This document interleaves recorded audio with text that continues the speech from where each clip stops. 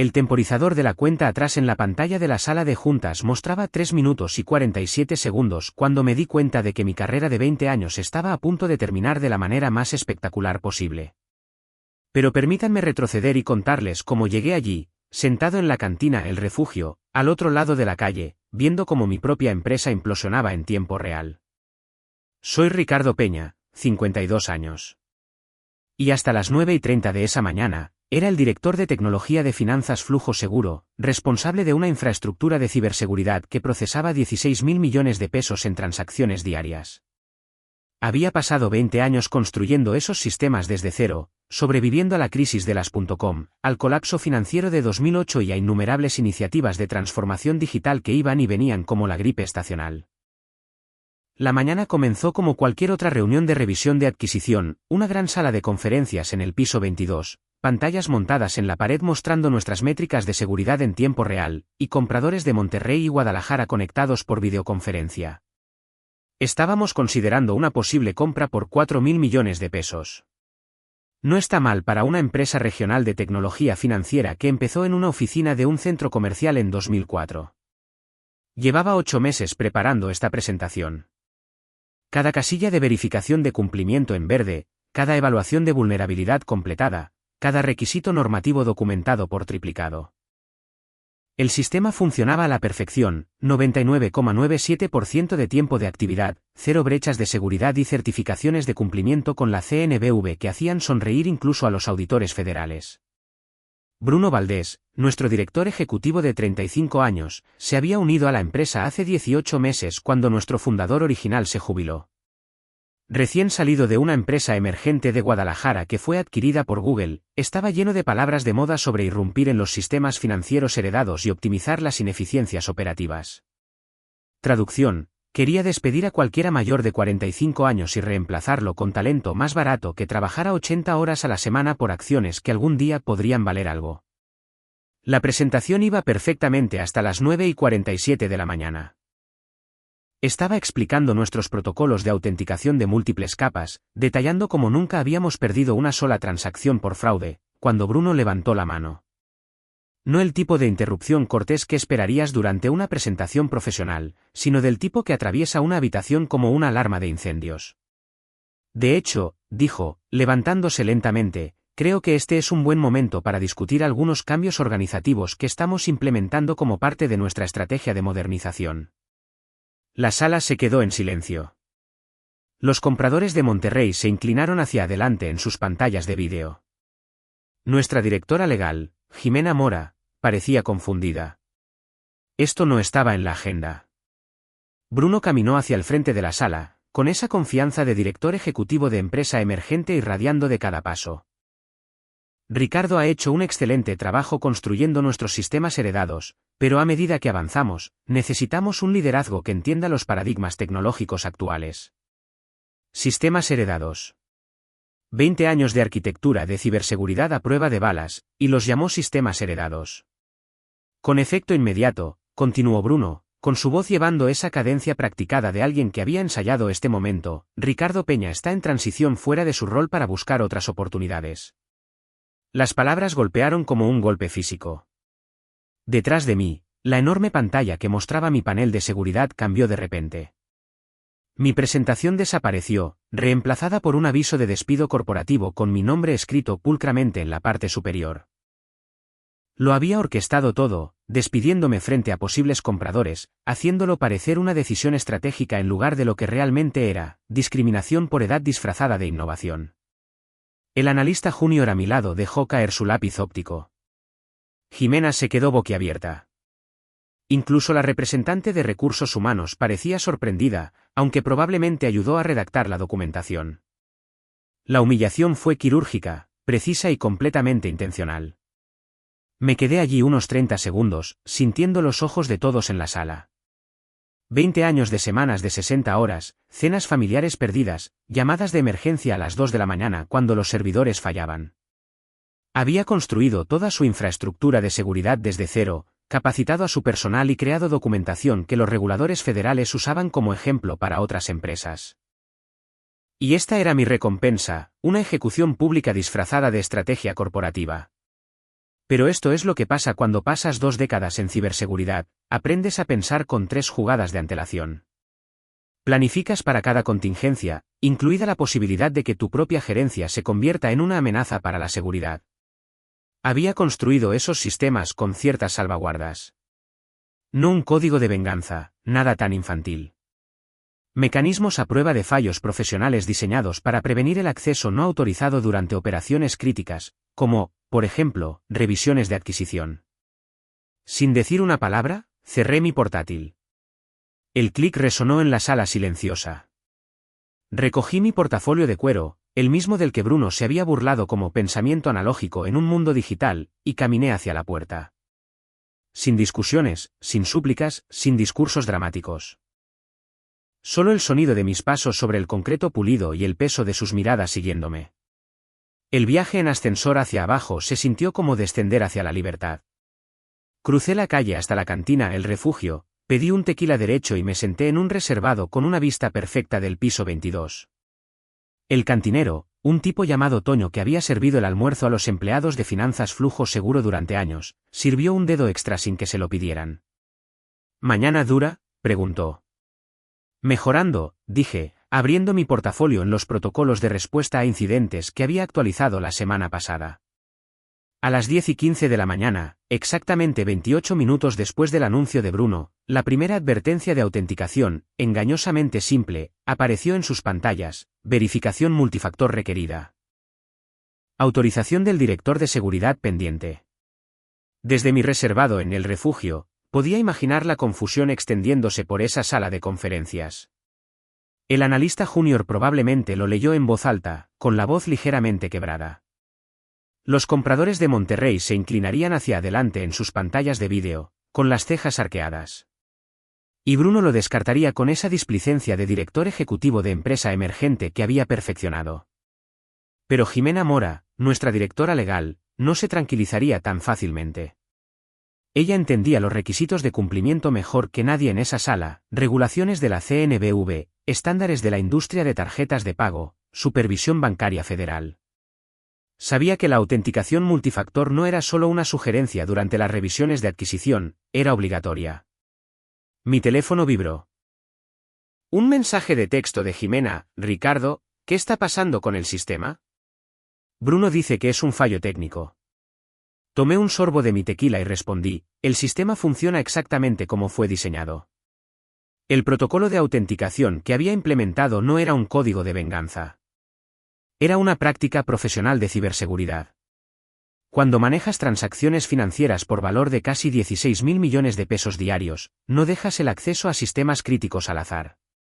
Cada operación importante: actualizaciones de software, cambios de configuración, auditorías de seguridad, sí, revisiones de adquisición, requería la verificación del director de seguridad designado.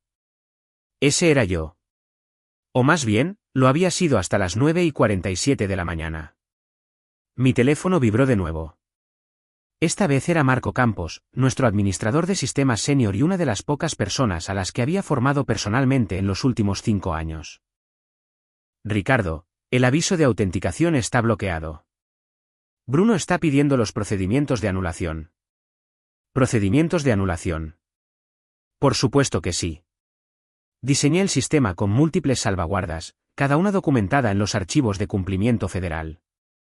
La autenticación no se trataba solo de contraseñas o tokens de seguridad.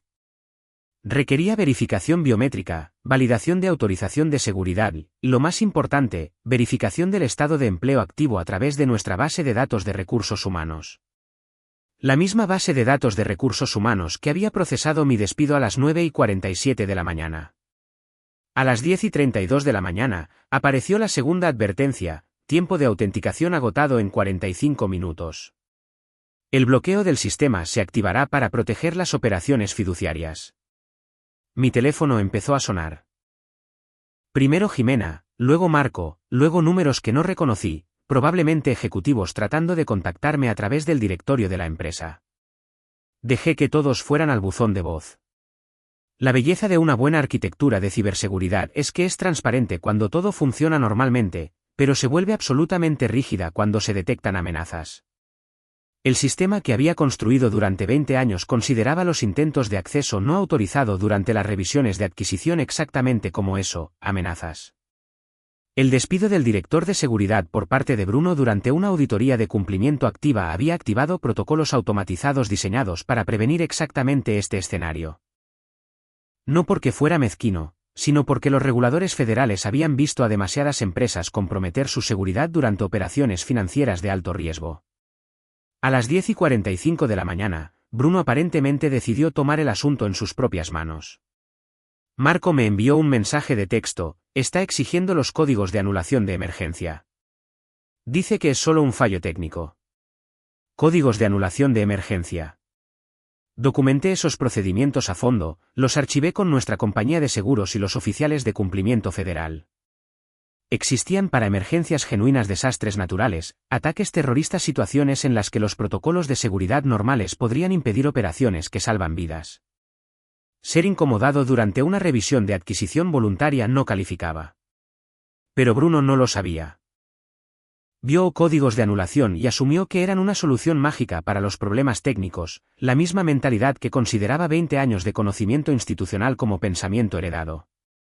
Desde mi reservado, observé a los oficinistas moverse detrás de las ventanas del piso 22, probablemente corriendo de un lado a otro, haciendo llamadas telefónicas, tratando de averiguar por qué su presentación de adquisición supuestamente rutinaria se había convertido en una crisis técnica. Mi tequila se estaba calentando, pero no tenía prisa. Había pasado 2 décadas respondiendo a alertas urgentes del sistema, dejándolo todo para solucionar problemas que no podían esperar, llamadas de emergencia durante cenas familiares, sesiones de resolución de problemas de fin de semana, días de vacaciones interrumpidos por incidentes de seguridad. Hoy, su emergencia era solo entretenimiento de martes por la tarde. A las 11:15 de la mañana, apareció la tercera advertencia: último intento de autenticación. 30 minutos restantes. Las llamadas llegaban más rápido ahora. El propio Bruno intentó contactarme, probablemente tragándose el orgullo que le quedaba. El mensaje de voz que dejó fue un clásico: Ricardo, sé que tuvimos algunas diferencias esta mañana, pero necesitamos resolver este problema técnico profesionalmente. Los compradores están haciendo preguntas. Problema técnico. Todavía no entendía lo que había hecho. Abrí mi portafolio y revisé la documentación de cumplimiento que había presentado a la Comisión Nacional Bancaria y de Valores 6 meses antes, protocolos estándar de ciberseguridad para instituciones financieras sometidas a revisiones de adquisición. Cada procedimiento documentado, cada salvaguarda explicada, cada contingencia planificada, incluido el despido no autorizado de personal clave de seguridad durante operaciones críticas. A los reguladores les había encantado esa sección en particular. Habían visto a demasiadas empresas ser hackeadas durante fusiones y adquisiciones cuando los procedimientos de seguridad normales se relajaban para acomodar las revisiones de diligencia debida. A las 11:30 de la mañana, Marco envió su último mensaje de texto: Bruno está usando la anulación de emergencia. Dice que asume toda la responsabilidad. Terminé mi tequila y le hice una seña a Toño para pedir otro. Bruno estaba a punto de aprender la diferencia entre asumir la responsabilidad y entender las consecuencias. La anulación de emergencia existía, exactamente como estaba documentada, pero usarla durante una situación que no era de emergencia mientras el personal clave de seguridad no estaba disponible activaba un conjunto de protocolos completamente diferente, protocolos diseñados para proteger a la empresa exactamente del tipo de toma de decisiones imprudente que Bruno estaba a punto de demostrar. El temporizador de la cuenta atrás en sus pantallas ahora mostraba 15 minutos y bajando. A las 11:45 de la mañana, Bruno Valdés tomó la decisión que le costaría todo a Finanzas Flujo Seguro. Desde mi reservado en el refugio, no pude ver el momento exacto en que introdujo los códigos de anulación de emergencia, pero sabía que estaba sucediendo. El sistema que había construido enviaba alertas automatizadas a mi dispositivo personal cada vez que se violaban los protocolos de seguridad críticos. Mi teléfono vibró con una sola notificación: anulación de emergencia activada. Condiciones no de emergencia. Violación de cumplimiento registrada. 20 años de experiencia en ciberseguridad me habían enseñado que las personas más peligrosas en cualquier organización son aquellas que confunden autoridad con experiencia. Bruno tenía los códigos de acceso de director ejecutivo, pero no entendía los sistemas que esos códigos controlaban. La anulación de emergencia no era una solución mágica para los problemas de autenticación. Era un bisturí diseñado para escenarios muy específicos, desastres naturales, ataques terroristas, situaciones en las que los procedimientos de seguridad normales podrían impedir operaciones que salvan vidas. Las regulaciones bancarias federales requerían que estas anulaciones existieran, pero también requerían una extensa documentación de cuándo y por qué se usaban. Usar protocolos de emergencia durante una revisión de adquisición voluntaria, especialmente después de despedir a personal clave de seguridad, no era solo un mal juicio. Era una violación de cumplimiento federal que desencadenaría informes automáticos a múltiples agencias reguladoras. Pero Bruno no lo sabía. Vio códigos de anulación y asumió que eran una solución técnica, como reiniciar un ordenador congelado. A las 11:46 de la mañana, las pantallas en la sala de conferencias de finanzas Flujo Seguro se pusieron verdes. Autenticación omitida, acceso al sistema restaurado, métricas fluyendo normalmente. Durante exactamente 3 minutos y 17 segundos, Bruno pareció un héroe que había resuelto un complejo problema técnico a través de un liderazgo decisivo. Los compradores de Monterrey se reclinaron en sus sillas, con un alivio visible en sus rostros. El analista junior exhaló ruidosamente. Incluso Jimena Mora pareció relajarse un poco, aunque sabía que todavía estaba incómoda con toda la situación. Bruno probablemente dio una vuelta de victoria por la sala de conferencias, explicando a los posibles compradores cuán rápido podía adaptarse Finanzas Flujo Seguro a desafíos técnicos inesperados, como su ágil equipo de liderazgo podía tomar decisiones difíciles bajo presión. Lo que no entendía era que esos 3 minutos y 17 segundos eran un periodo de gracia incorporado en el sistema, una breve ventana diseñada para evitar un bloqueo inmediato en caso de que alguien activara accidentalmente los protocolos de emergencia.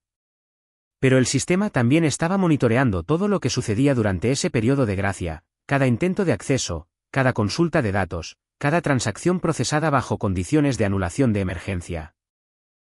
Y estaba comparando esas actividades con la justificación documentada para activar los protocolos de emergencia en primer lugar. A las 11:49 de la mañana, el periodo de gracia expiró. Todas las pantallas en el edificio de finanzas Flujo Seguro se pusieron negras simultáneamente. No solo en la sala de conferencias, sino en cada estación de trabajo, cada monitor de servidor, cada panel de visualización en toda la instalación. Luego, en el vacío de cada monitor, aparecieron letras blancas, uso indebido de anulación de emergencia detectado. Cumplimiento normativo violado. Bloqueo del sistema iniciado. El mensaje parpadeó 1, 2 veces, y luego fue reemplazado por otra línea, agencias federales notificadas. Aprobación de adquisición suspendida. Eso hizo que mi segundo tequila supiera aún mejor. A través de las ventanas del piso 22, podía ver siluetas moviéndose frenéticamente detrás del cristal, gente señalando las pantallas, haciendo llamadas telefónicas, probablemente gritando preguntas que nadie podía responder. La presentación de adquisición cuidadosamente orquestada se había convertido en un desastre de gestión de crisis. Mi teléfono empezó a sonar inmediatamente. No solo vibrando con mensajes de texto, sino sonando de verdad con llamadas entrantes cada 30 segundos. Bruno, Jimena, Marco, incluso números que no reconocí, probablemente miembros de la junta que habían recibido llamadas de emergencia sobre el bloqueo del sistema. Dejé que todos fueran al buzón de voz. El bloqueo no era permanente. A pesar de lo que decía la pantalla, el sistema podía restaurarse, pero solo a través de un procedimiento específico que requería la coordinación entre múltiples agencias federales, una extensa documentación de la causa y justificación de la anulación de emergencia, y lo más importante, la verificación de que los protocolos de seguridad adecuados estaban nuevamente en su lugar. Eso significaba que Finanzas Flujo Seguro necesitaría un director de seguridad calificado para supervisar el proceso de restauración, alguien con las autorizaciones apropiadas, el conocimiento institucional y las certificaciones federales para satisfacer los requisitos regulatorios. Alguien exactamente como yo. La ironía era perfecta. Bruno me había despedido para demostrar el compromiso de Finanzas Flujo Seguro con la eficiencia moderna. Y ahora me necesitaba de vuelta para demostrar que la empresa podía cumplir con los estándares básicos de cumplimiento. Pero esto es lo que pasa con los puentes, una vez que los quemas, volver a cruzar se complica. Mi teléfono vibró con un mensaje de texto de Jimena: Ricardo, por favor, llámame. Los compradores están haciendo preguntas que no podemos responder. Otra vibración, esta vez de Marco, el sistema no acepta ninguna credencial. Todo está bloqueado. Bruno está entrando en pánico. Y finalmente, el mensaje que había estado esperando, del propio Bruno: tenemos que hablar. Pon tus condiciones. Terminé mi segundo tequila y le hice una seña a Toño para pedir la cuenta. Los mensajes de voz podían esperar. Los mensajes de texto podían esperar. La desesperación de Bruno definitivamente podía esperar. Porque por primera vez en 20 años, no era yo quien lidiaba con una crisis en el cronograma de otra persona. No estaba dejándolo todo para arreglar problemas que no eran mi culpa y que ciertamente no estaban siendo manejados adecuadamente por la gerencia. Hoy, yo era solo un tipo almorzando en la cantina El Refugio, viendo a su antiguo empleador aprender la diferencia entre irrumpir en sistemas heredados y entender por qué esos sistemas existían en primer lugar. El acuerdo de adquisición estaba muerto. Los compradores se retirarían en lugar de arriesgarse al escrutinio federal, y Bruno tendría que explicarle a la junta directiva cómo un cambio de personal rutinario le había costado a la empresa una compra de 4.000 millones de pesos. Pero ese era el problema de mañana.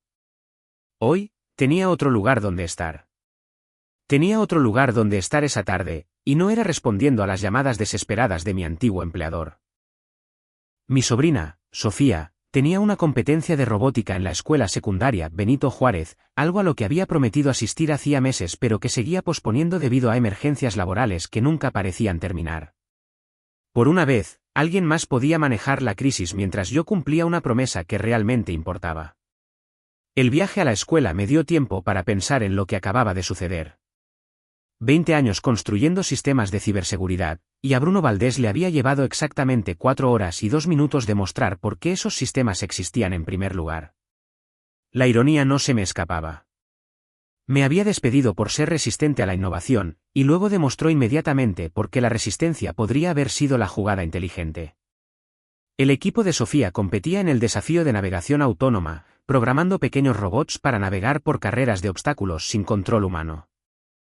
Ver a niños de 12 años depurar código y solucionar problemas mecánicos me recordó por qué me había metido en la tecnología en primer lugar.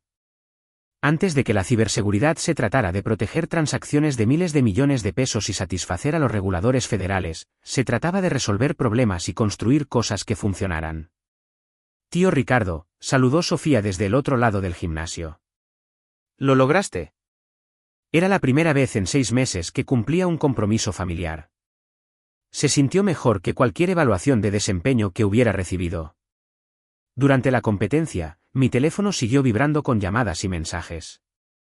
Lo puse boca abajo y me concentré en ver al equipo de Sofía ajustar los sensores de su robot entre carreras. La persistencia me recordó mis primeros días en Finanzas Flujo Seguro, cuando los problemas técnicos requerían paciencia y pensamiento sistemático en lugar de pánico y atajos. Para las 4 de la tarde, el equipo de Sofía había ganado el segundo lugar en su división, nada mal para un grupo de niños que trabajaban con equipo prestado y software de código abierto. Fuimos a tomar una nieve después, y me contó sobre sus planes de estudiar ingeniería informática en la universidad. ¿Es difícil construir sistemas informáticos?, preguntó. La parte de construir no es tan difícil, le dije. La parte difícil es asegurarse de que las personas correctas puedan usarlos y las incorrectas no. Ella asintió como si eso tuviera todo el sentido. Los niños suelen entender la seguridad mejor que los adultos. Saben la diferencia entre compartir y confiar. Cuando finalmente revisé mi teléfono esa noche, tenía 23 llamadas perdidas y 47 mensajes de texto. Los mensajes de voz contaban toda la historia. La confianza de Bruno se había derrumbado junto con su acuerdo de adquisición.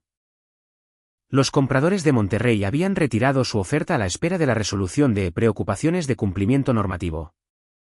La firma de Guadalajara había hecho lo mismo. El mensaje de Jimena Mora fue el más informativo: Ricardo, la CNBV quiere documentación de todos los protocolos de seguridad antes de que nos autoricen para futuras discusiones de adquisición. Los compradores piensan que estamos ocultando problemas sistémicos. Reunión de la Junta mañana a las 9 de la mañana. Por favor, llámame. La actualización de Marco Campos fue más directa: los sistemas siguen bloqueados.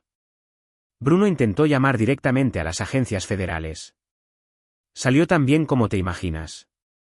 Quieren que el director de seguridad presente la documentación de restauración. El director de seguridad. El puesto que había sido eliminado esa mañana por ser anticuado e innecesario. El último mensaje de voz de Bruno, dejado a las 6:43 de la tarde, fue una obra maestra de desesperación disfrazada de negociación. Ricardo, puede que haya sido precipitado esta mañana. Obviamente ha habido una falta de comunicación sobre tu rol y el cronograma de transición. Discutamos cómo podemos resolver esta situación profesionalmente. La Junta me ha autorizado a hacer los ajustes que sean necesarios. Falta de comunicación.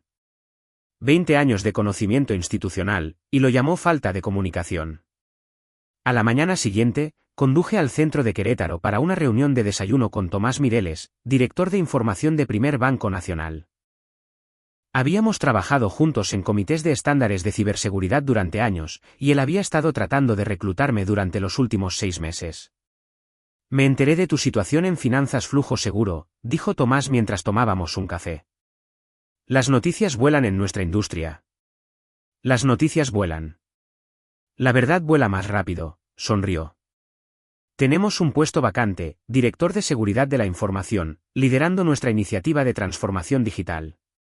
¿Interesado en escuchar los detalles? La oferta fue directa, un aumento salarial del 30%, participación en el capital, y lo más importante, un equipo ejecutivo que entendía la diferencia entre innovación e imprudencia. Primer Banco Nacional había sobrevivido a todas las crisis financieras desde 1887 respetando el conocimiento institucional mientras se adaptaba a nuevas realidades. Una pregunta, dije. Si construyo sistemas de seguridad para ustedes, ¿me despedirán por construirlos demasiado bien? Tomás se rió. Ricardo, queremos que los construyas tan bien que ni siquiera nuestro director ejecutivo pueda romperlos.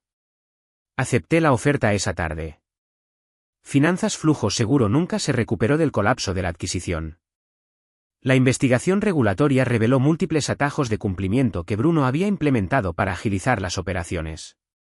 La empresa fue vendida 8 meses después a un competidor por aproximadamente el 20% del precio de venta original.